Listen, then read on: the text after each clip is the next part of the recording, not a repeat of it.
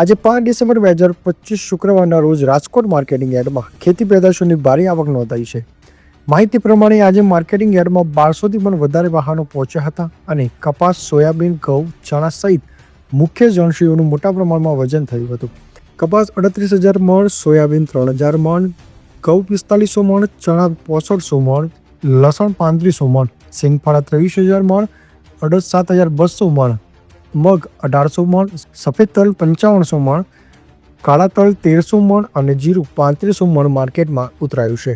યાર્ડમાં પહોંચેલા તમામ વાહનોને ક્રમબદ્ધ રીતે પ્રવેશ અપાઈ ઉતરાઈની સુચારુ વ્યવસ્થા કરવામાં આવી હતી. રાજકોટ માર્કેટિંગ યાર્ડના chairman Jayeshbhai Bogra, vice chairman તથા ડિરેક્ટરો સાથે સ્ટાફ સમગ્ર દિવસ દરમિયાન વ્યવસ્થા સંભાળતા જોવા મળ્યા હતા. Report TV7 live news, Rajkot.